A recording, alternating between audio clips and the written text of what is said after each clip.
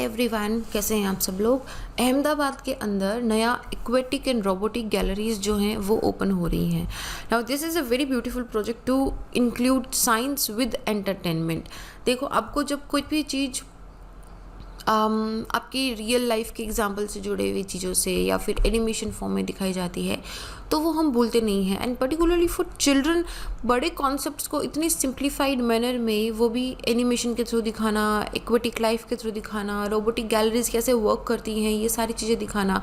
So for them it becomes merging of science and entertainment. तो ऐसा ही एक step Ahmedabad की साइंस सिटी में लिया गया है।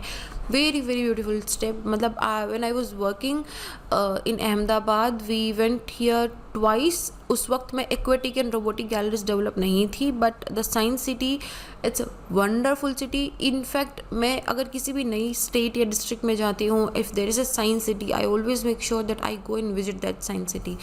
हम कितने भी बड़े हो जाएं, लेकिन दैट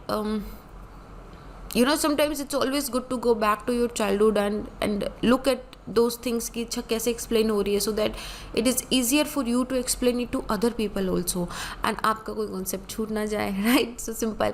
So अगर आपकी आसपास में कोई भी साइंस सिटी, अगर आप दिल्ली में भी रहते हो तो भी साइंस सिटी सी अगर वो ओपन हो गई है, तो अभी तो खैर कोविड में काफ़ी सारी बंद हो सकती है।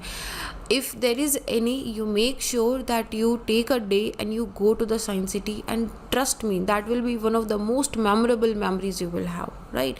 So just visit that. Okay, coming back to the news, what has happened कि हमारे जो प्राइम मिनिस्टर हैं, इन्होंने अहमदाबाद की साइंस सिटी के अंदर रोबोटिक्स एंड नेचुरल गैलरी और एक एक्वेटिक गैलरी एंड एक नेचुरल पार्क है, इसको इनोग्रेट करा है। ठीक है, तो ये किसके अंडर है? ये गुजरात की काउंसिल ऑफ साइंस सिटी है, GCSC। ये सेटअप करी गई थी गुजरात गवर्नमेंट में 1999 में, और एम मेजर इनका यही था कि हम साइंटिफिक टेम्परामेंट को इनकरेज करेंगे ताकि बच्चे ज़्यादा से ज़्यादा साइंस की तरफ इन्वॉल्व हों, उनको समझ में आई चीज़ें।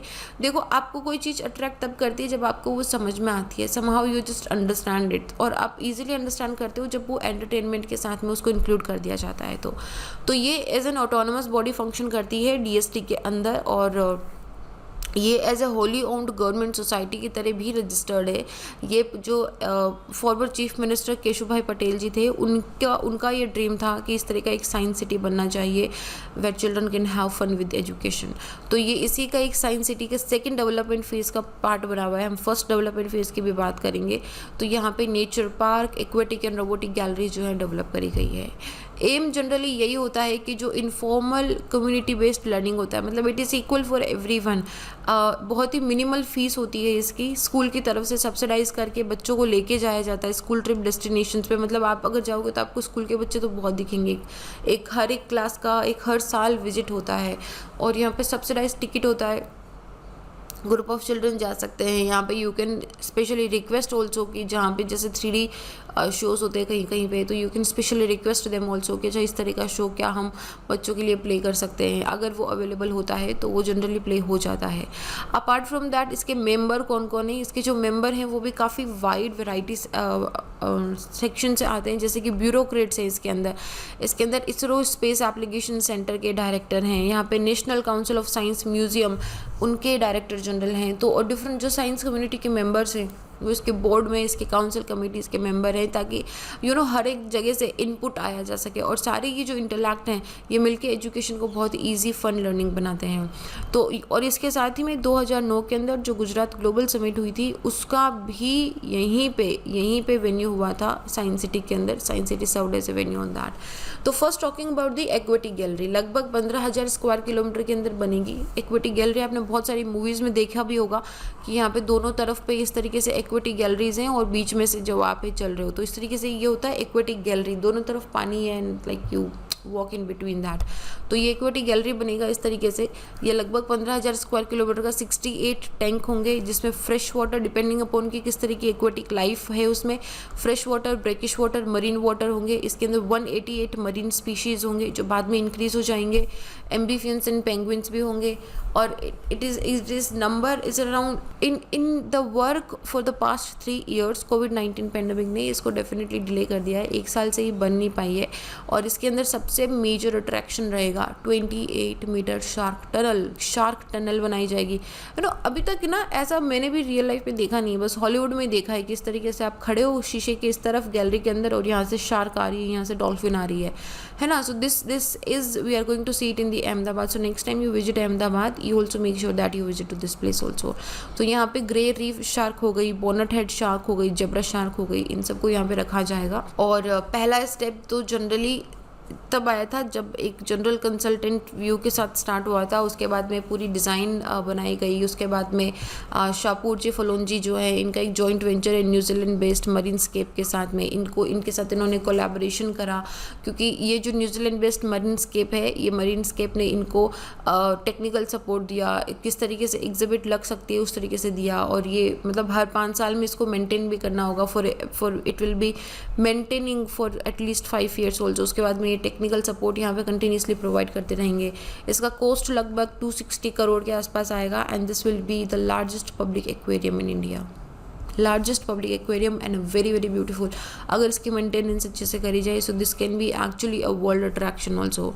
ठीक है, इस तरीके से देखो ये गैलरी होगी, दोनों तरफ हमारा एक्वेरियम बनेगा, है ना। शार्क टैंक थोड़ा बड़ा होगा, अभी यहाँ पे आपको इस तरीके से दिख रहा है। सो इस तरीके से काफ़ी सारे मरीन स्पीशीज़ जो हैं वो हमको दिखेंगे यहाँ पे। Then we have the robotics gallery. Robotics gallery देखो, रोबोटिक्स थोड़ा सा कॉम्प्लेक्स सब्जेक्ट माना जाता है, हर किसी को समझ में नहीं आता है।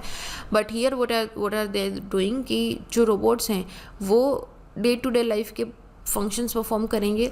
रोबोटिक की जो एप्लीकेशंस हैं वो किस तरीके से हो रही है, so that children get to know कि अच्छा okay this is something which we can do by the robots also. इस तरीके से डेवलपमेंट होता है। तो रोबोटिक गैलरी है ये, Vadodara based cube construction engineering limited है, ये लोग इसको कंस्ट्रक्ट करेंगे। And they will also see the 5 year construction and maintenance and operation also. लगभग 127 करोड़ इसमें लगेंगे।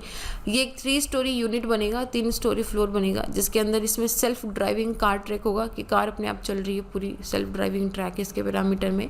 उसके साथ ही में इसमें एक कैफेटेरिया होगा जहाँ पे रोबोट ही सर्व करेंगे और रोबोट ही फूड को प्रिपेयर करेंगे। ठीक है, मतलब सर्विंग एंड प्रिपेयरिंग, किचन का पूरा काम अभी रोबोट संभालेगा।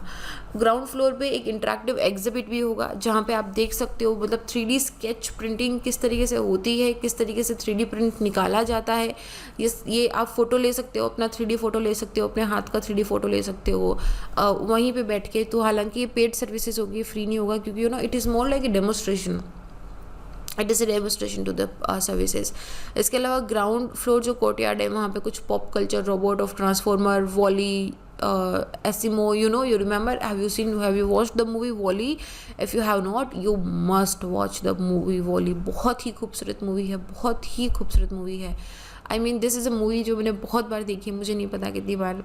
देर are no dialogues in that, कोई डायलॉग नहीं है इसके अंदर, बट जो इमोशन है इसके अंदर, oh my god, I have never seen a movie like Wall-E in at least into these robotic areas। ठीक है, ट्रांसफॉर्मर तो मोस्ट ऑफ अस ने देखी होगी, मतलब इसकी सीरीज़ तो मैंने भी पूरी नहीं देखी, बीच बीच में सीरीज़ में इतनी इंटरेस्टिंग आई नहीं थी इसकी। Anyhow, but Wall-E is a movie you must watch, okay, take it my recommendation.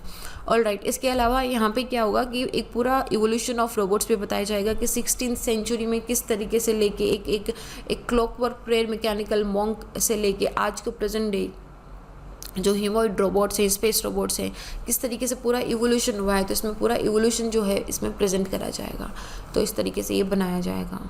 ठीक है, then we have the nature park also. Nature park जो है लगभग 8 हेक्टेयर में होगा। It is design and developed with the collaboration of forest department. जितने भी यही है कि यहाँ पे साइंस के साथ में जो botany and biology of the future है इनको भी बताया जाए, किस तरीके से होता है flora and fauna, because we are also trying to protect our culture, our nature also. So वहाँ पे it will be like more like giving an understanding of what is in the nature. And they will also they are still planning कि हमको chemistry पे भी कुछ रखना चाहिए। ठीक है, तो इस तरीके से एक नेचर पार्क बनेगा ये, this will be looking like this. तो अभी पूरा साइंस सिटी बनने में 2 फेज़ थे। ठीक है, तो पहला जो फेज़ था उसके अंदर एक एक IMAX 3D थिएटर बनाया गया है 2002 में। ये इंडिया का पहला ऐसा है। इसके साथ ही यहाँ पे hall of space and hall of science भी बनाया गया था, जो मेन इस तरीके से डोम शेप के अंदर है। As well as an energy education park बनाया गया है, साइंस पार्क बनाया गया है, चिल्ड्रंस एक्टिविटी सेंटर बनाया गया है, स्टिमुलेटेड थ्रिल राइड्स बनाई गई है। तो इस तरीके से काफ़ी सारी इसके अंदर एक्टिविटीज़ हैं, काफ़ी सारे डिफरेंट इसमें फॉर्म्स बनाए गए हैं। दिस इज़ एक्सपेक्टेड कि एटलीस्ट 8 लाख लोग हर साल यहाँ पे आएंगे, तो उससे रेवेन्यू जनरेशन भी होगा एंड इसके साथ में बहुत सारी लर्निंग भी होगी। सो फर्स्ट फेज़ हो गया। सेकंड फेज़ जो है इसमें aquatic robotic and nature park जो है ये बनाया जा रहा है।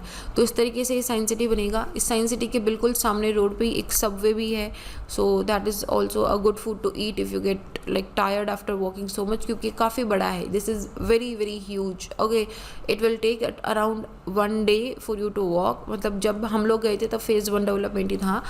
तो it's very huge and it's very beautiful also. You must visit if you're in Ahmedabad or somewhere nearby places. Take some children with you also, they will have fun. In fact, you will also have fun. There are a lot of rides also. यहाँ पे they take you to the space also, and there's a lot of history and storytelling of the space. It's very beautiful one. So इस तरीके से ये दिखता है। ये space shape है, यहाँ पे काफ़ी बड़ा है एक्चुअली, ठीक है। तो मतलब आपको घूमने में काफ़ी टाइम लगेगा। Well this was it about the Ahmedabad aquatic robotic and nature's park. And अगर इसी तरीके से कहीं दूसरी सिटी में भी आप रहते हो, वहाँ पे भी आसपास में है, go visit it. It's fun to have fun with learning, right? Alright, so this is it. मेरा नाम संतोष है। अगर आप मुझे जुड़ना चाहते हो तो इंस्टा या टेलीग्राम पे little_simple_buddha पे जुड़ सकते हो। And I will see you guys in the next video. अपना ध्यान रखिए। जय हिंद।